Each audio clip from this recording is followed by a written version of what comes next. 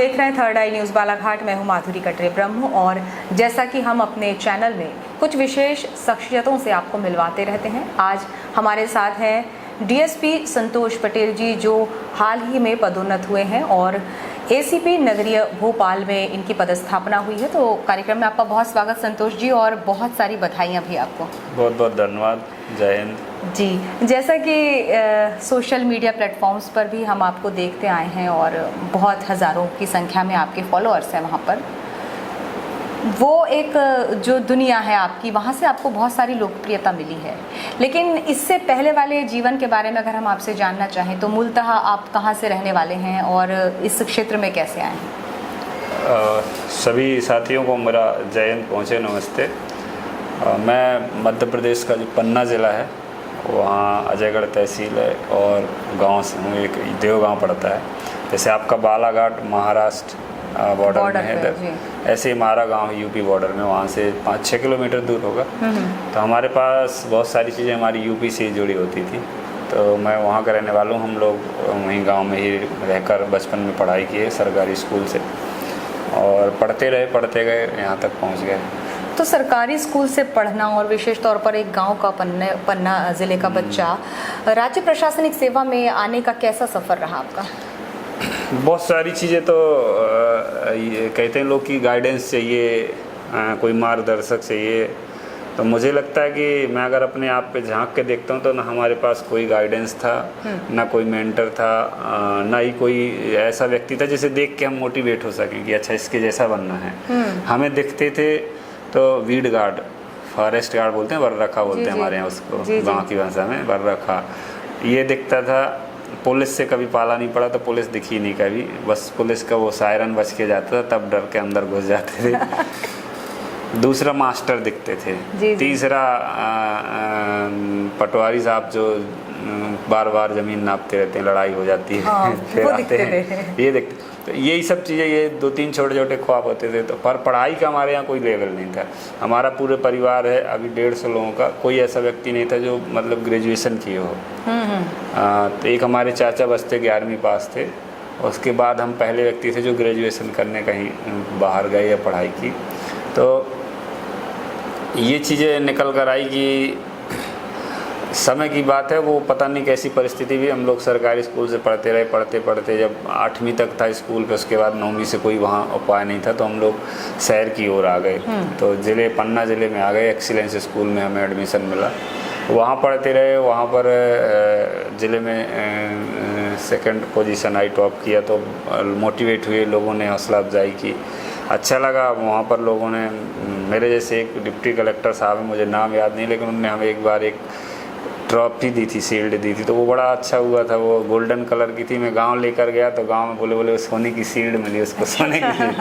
तो सोने से महिलाओं को ज़्यादा प्रेम होता है, अब आपको पता नहीं आपको क्या है। और सोने के चक्कर में महिलाएं पतियों से लड़ती भी बहुत ज़्यादा हैं। तो ऐसे ही हमारे घर में भी वो सोने की शील्ड देखने महिलाएं सब आ रही थी। तो हमारी मम्मी कई को बोले तुम मत छूना यार, तुम्हारे हाथ गंदे हैं, उसको ख़राब कर दोगे। तो वो चीज़ें, मतलब मैं बता ये रहा हूँ, छोटी चीज़ें कि इससे फीलिंग्स आती थी, यार हमें और पढ़ना है और अच्छा कुछ करना है। ये तो हमें पता था कि सोने की नहीं है, तो हम सोचे इतना तो काबिल हो जाएंगे, ज़रूरत पड़े तो इतना सोना भी खरीद सकें। तो वो दिमाग में आता, दिमाग खोला, पढ़ते रहे। फिर को इंजीनियरिंग करने चले गए। इंजीनियरिंग में जाए तो हम थोड़ा सा वहाँ पर गुमराह हुए, क्योंकि 2 चीज़ें बोलते हैं कि एक मोहब्बत और एक मनी, प्यार और पैसा, दोनों में बहुत ज़्यादा आकर्षण होता है। ये किसी को भी अपनी तरफ खींचते हैं, और जब खींचते हैं तो आदमी खिंचा हुआ चला जाता है, उसे बाद में पछतावा होता है और बौद्धिक विकास थोड़ा कम हो पाता है। फिर एक उम्र के बाद जाता है तो कोई बात नहीं, वो हो जाता है। पर पढ़ाई के दौरान अगर जब जाता है व्यक्ति तो वो डाइवर्ट हो चुका होता है दोनों पूरी तरह से। तो ऐसे ही हमारे साथ वो हम लोग सोचे कि माता पिता का सपोर्ट हो जाए, पैसा नहीं लेना पड़े पिताजी से, तो हम लोग मार्केटिंग करने लगे थे। मार्केटिंग समझ रहे हो आप? कौन सी वाली? कौन सी मार्केटिंग? नहीं समझ में आई बात। मार्केटिंग MLM जानते हैं, मल्टी लेवल मार्केटिंग। अच्छा, चेन बनाने वाली जो चेन सिस्टम। हमारे यहाँ कई लोग बोलते थे मुर्गा फंसाना। अच्छा। 3 लोगों को जोड़ो फिर कमीशन मिलेगा। फिर और वो 3 को जोड़ेंगे, ऐसे उसमें हो गए। तो फिर हुआ कुछ नहीं। फिर 5-4 साल हो गए, इंजीनियरिंग कंप्लीट हुई। तो इंजीनियरिंग के बाद कुछ नहीं मिला।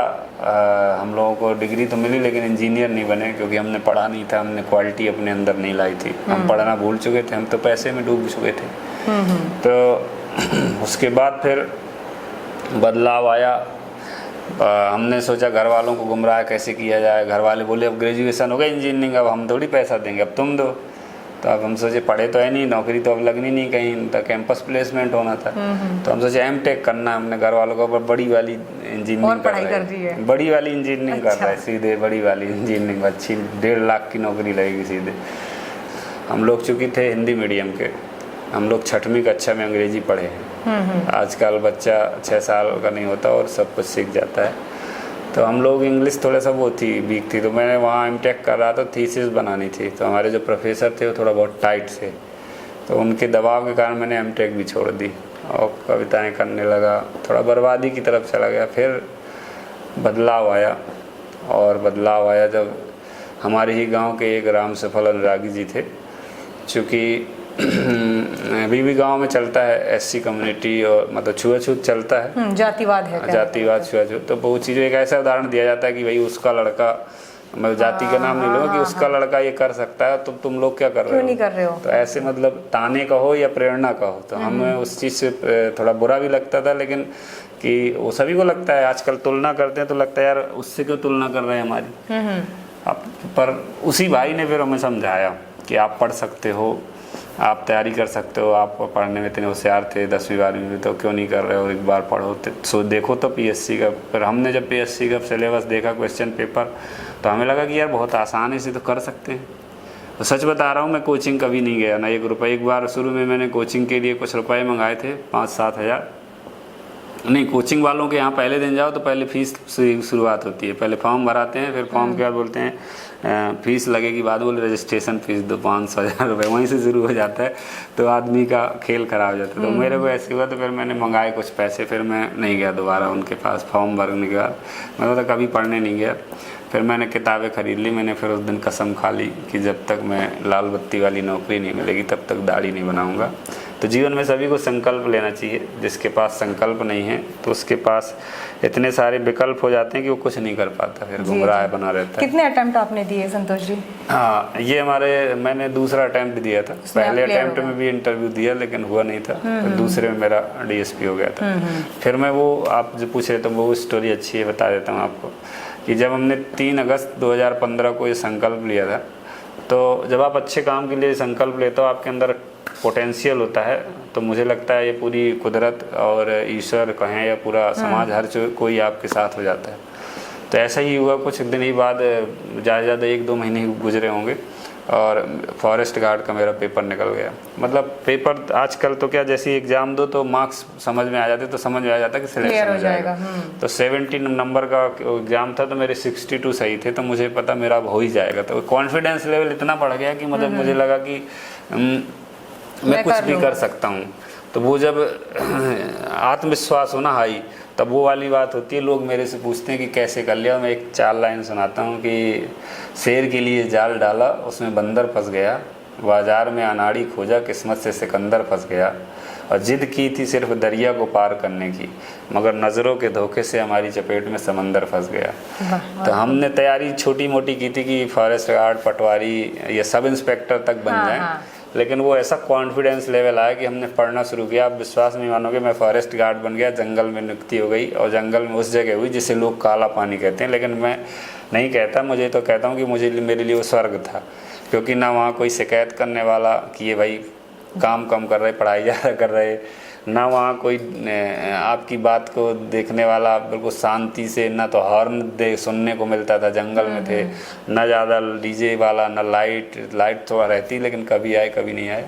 मतलब आपने शांति से पूरा जो है तो वो पढ़ते रहे, फिर पढ़ाई करते करते वहीं फॉरेस्ट में रहते 11 जुलाई 2017 को जब रिजल्ट आया तो मैं डीएसपी बन गया था। और वो जब डीएसपी बना था, अपने घर गया था, तो मेरी माँ बहुत खुश थी, पूरा परिवार खुश था। मेरी माँ के जो भाव थे, मैं उन सभी बच्चों को सुनाया करता हूँ जिनके पास कोचिंग के लिए पैसे नहीं हैं, जिनके माता पिता हाँ संघर्ष करके पढ़ा रहे हैं। जी जी। तो बड़ी खुशी होती। मेरी माँ उस दिन कह रही थी कि ऐ गरीबी देख, तेरा गुरूर टूट गया, तेरा मुँह काला हो गया, तू मेरी दहलीज पर बैठी रही और मेरा बेटा पुलिस वाला हो गया। वाह, तो आपके परिवार का बहुत योगदान रहा और जितना भी हम सोशल मीडिया पर आपको फॉलो करते हैं, देखते हैं, काफ़ी सारी चीज़ें आपके जीवन से जुड़ी हुई दिखती हैं जो आपको दिखाती हैं कि आप ज़मीन से जुड़े हुए हैं और पुलिस के एक बहुत ही नेक ऑफिसर हैं। बालाघाट में आपके अनुभव की बात करें तो किस तरह का अनुभव रहा यहाँ सेवा के दौरान?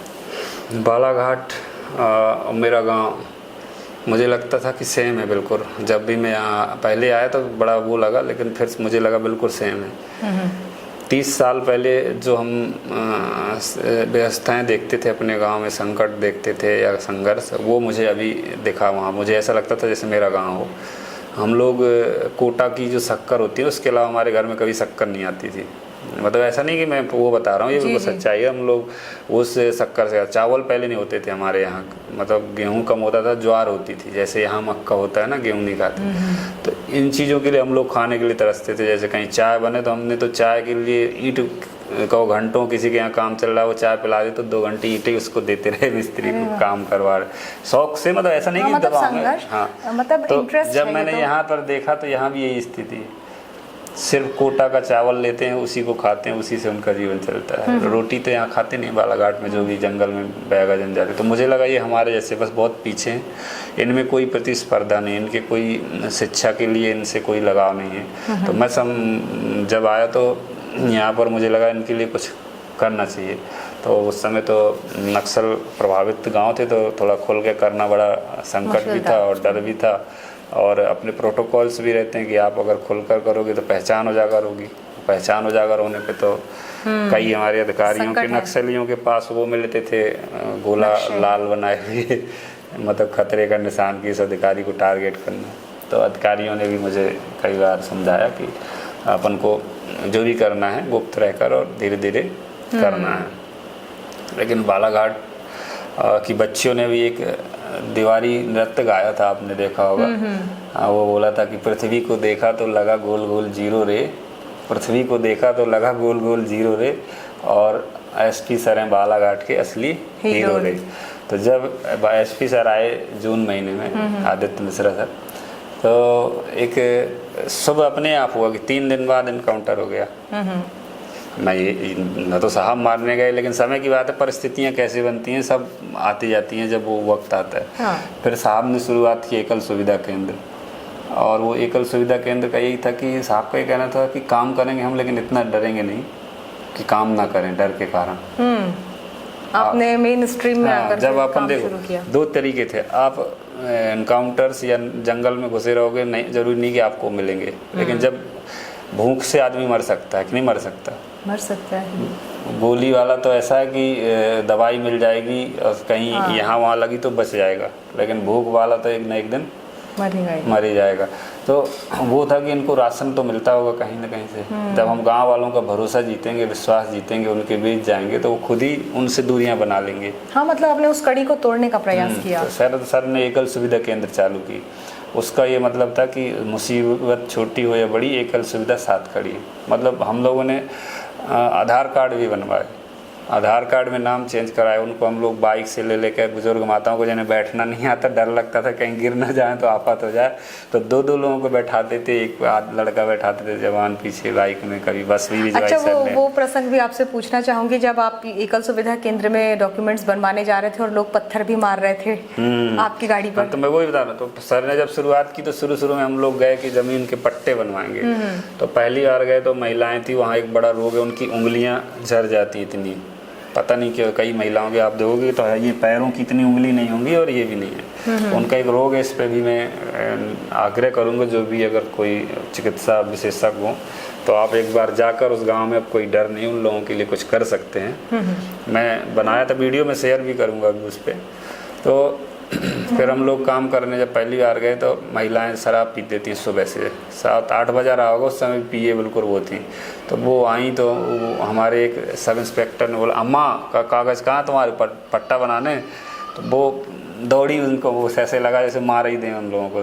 तो फिर हमारे साथ और भी लोकल थे, उनने पकड़ा, समझाया, नहीं वो अपने लिए आए हैं, अपने लिए, उनकी भाषा में समझाया, अपने लिए आए, काहे वो कर रही हो। तो हम लोगों ने भी समझाया, फिर बैठ गए उन्हीं के साथ। जब उनके साथ बैठ गए तो फिर वो दिखाने लगी, अपनी दर्द दिखाने लगी कि देखो हमारा ये पैर कटा है, ऐसे हैं वैसे हैं। अब आप किसी का दर्द सुनने लगो तो उससे भरोसा जा होने लगता है।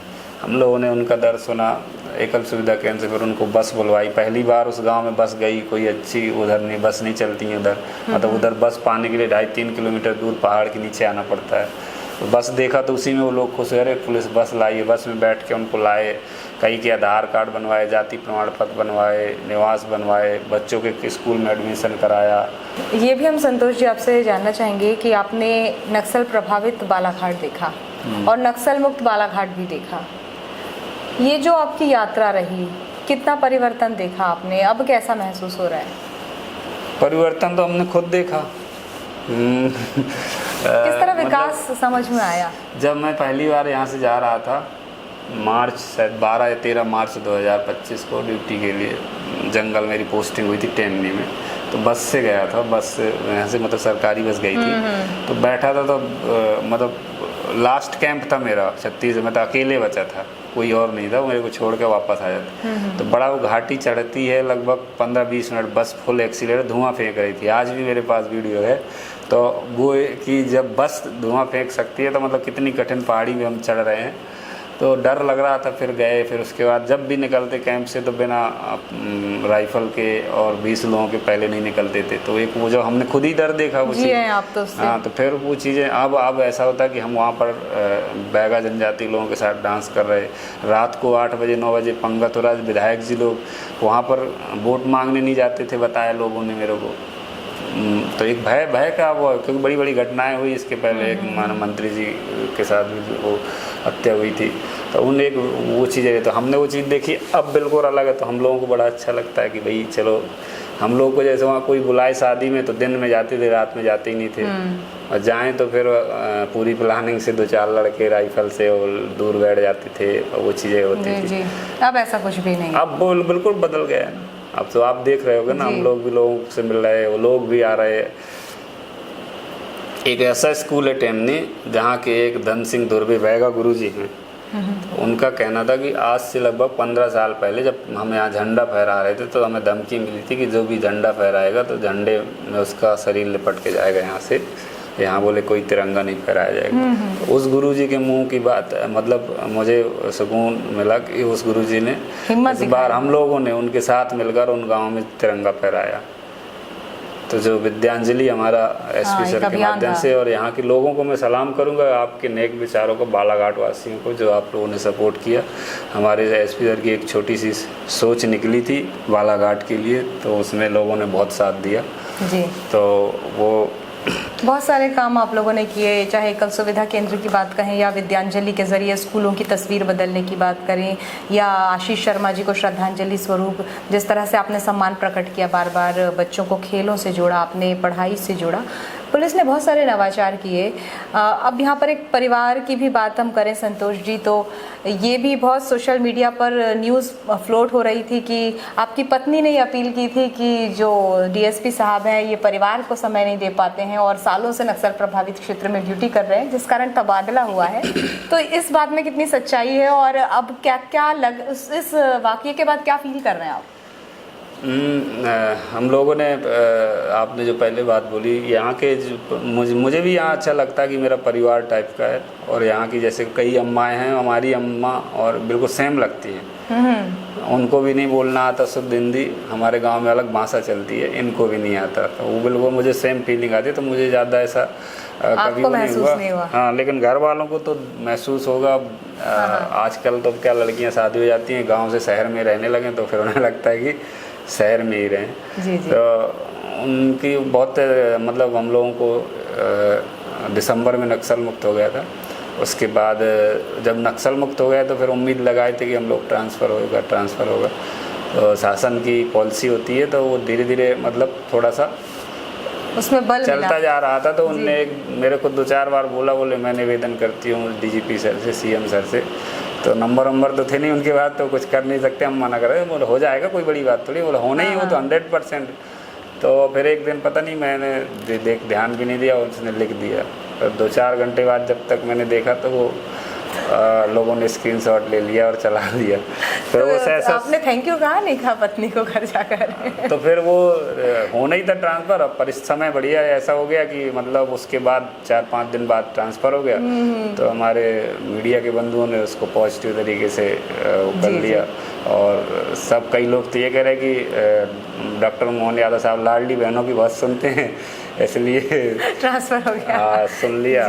तो अपना अपने हिसाब से अच्छा है। हम तो कहते हैं मतलब अगर महिलाओं की सरकार सुनी तो बहुत अच्छी है और सुनती भी है। अभी मतलब हमने बहुत सी महिलाओं को देखा जिनके पास 1 रुपये नहीं होता था, आज उनके पास 1200-1300 रुपये आता है हर महीने। तो उनका खुद का एक कॉन्फिडेंस मैंने देखा है गाँव में।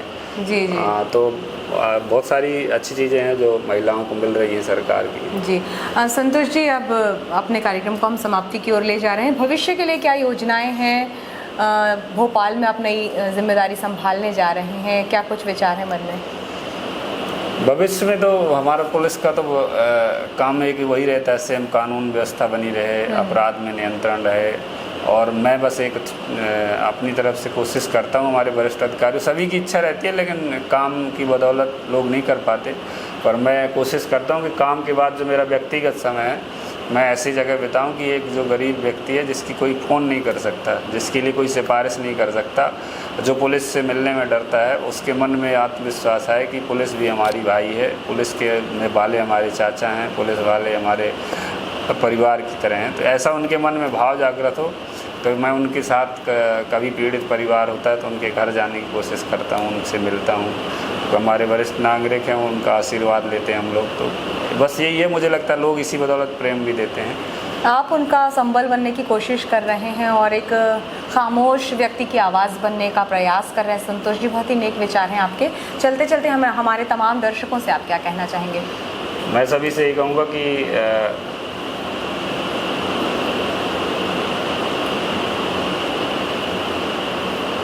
जितना संभव हो उतने आसान बने रहें, जितना संभव हो उतने आसान बने रहें। देखो, पद कुर्सी मिलने के बाद क्या होता है कि आदमी थोड़ा सा कठिन मिलना और बोलता हो जाते हैं, या फिर ये कई लोगों का ईगो आ जाता है। और मुझे लगता है जितने बड़े पद में अगर उतने आसान रहोगे तो सबसे अच्छा जो न्याय व्यवस्था है और लाभ है निचले स्तर तक अपने आप पहुंचेगा। जी। और आप बीच में कुछ अकड़ से गए तो फिर वो रुकना चालू हो जाता है। तो सरल और सहज होना बहुत ज़रूरी है। हाँ, जितना संभव हो सके उतने आसान बने रहें और कितने भी बड़े पद पर पहुंच जाओ पर इंसान बने रहें। मैं सभी से यही कहूँगा कि अपनी इंसानियत को ज़िंदा रखिए और उन लोगों को ज़रूर याद करिए जिन्होंने आपका संघर्ष में साथ निभाया हो। मैं हमेशा कोशिश करता हूँ, चाहे वो मेरे परिवार के हों, रिश्तेदार हों, जिनने भी सहयोग किया, चाहे स्कूल के टीचर्स हों, जब भी टाइम मिलता है मैं उनके पास जाता हूँ, उनका आशीर्वाद लेता हूँ। मैं कुछ देता नहीं हूँ, लेकिन उन्हें एक पल के लिए मिल के आता तो बड़ा अच्छा लगता है। अपने से सोचो कि आपने कभी किसी को मान लीजिए प्रेम से पानी भी पिलाया हो और 10 साल बाद बड़े पद पे बनकर आए, बोले आपने एक बार मुझे पानी पिलाया, तो वो बड़ा लगेगा कि वो गिलास ढूंढ के उसको सोने से मड़वा के रख लो। जी। तो यही चीज़ें हैं और कुछ नहीं है जीवन में। हर कोई किसी को दे नहीं सकता, बस ये यादें रहती हैं, तो यादें सजोने की कोशिश करता हूँ। बहुत बहुत अच्छी बात आपने कही और बहुत शुक्रिया आपका हमारे चैनल पर इतनी अच्छी बातें अपने जीवन से जुड़ी अपने कार्य अनुभवों को शेयर करने के लिए। बहुत शुक्रिया आपका संतोष जी, और आपके आगामी उज्जवल भविष्य की कामनाएं। दर्शकों, आपके साथ थे डीएसपी संतोष पटेल जी, जो स्थानांतरित हो गए अभी बालाघाट से और भोपाल में एसीपी का पद संभालने जा रहे हैं। अगले अंक में कौन होंगे हमारे मेहमान, ये जानने के लिए आपको देखना होगा थर्ड आई न्यूज़ बालाघाट। फिलहाल दीजिए इजाज़त, नमस्कार।